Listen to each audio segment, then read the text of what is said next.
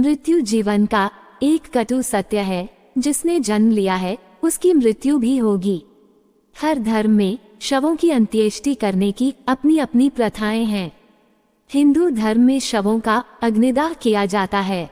प्राचीन मनीषियों ने बहुत सोच समझकर इस प्रथा को जन्म दिया।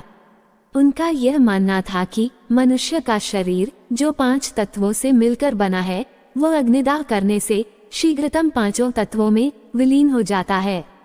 मनुष्य के 5 तत्वों का प्रकृति के तत्वों में विलय होना प्रकृति के संतुलन को बनाए रखने में सहायक होता है। दूसरा एक कारण ये भी है कि अग्निदाह से मृतक शरीर के घातक जीवाणु जलकर नष्ट हो जाते हैं और इस प्रकार वातावरण भी शुद्ध रहता है।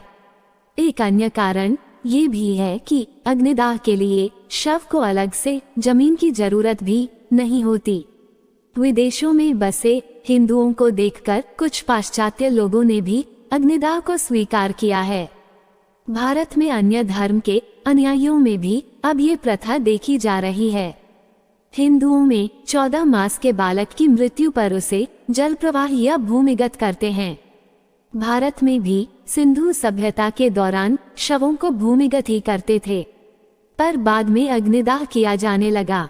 महानगरों में विद्युत दाह की सुविधा भी होती है। विद्युत दाह अग्निदाह का आधुनिक रूप है, परंतु विद्युत दाह में हिंदुओं में प्रचलित कपाल क्रिया नहीं हो सकती। कपाल क्रिया के लिए जो व्यक्ति शव को अग्नि देता है वह शव के आंशिक जल जाने पर बांस द्वारा शव की खोपड़ी को तोड़ता है।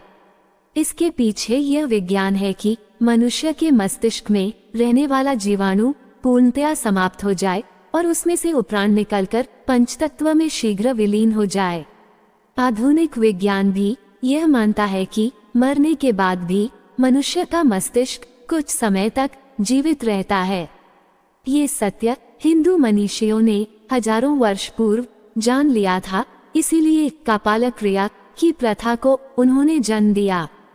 खेद है, धर्म की यह बारीकी शमशान घाट पर क्रियाकर्म करने वाले आचार्य भी इसका पालन करना भूलते जा रहे हैं, जिसके परिणाम स्वरूप हम इन सब बातों को व्यर्थ की बात मानते हैं, क्योंकि हम इन सब बातों के पीछे के विज्ञान से अनभिज्ञ हैं।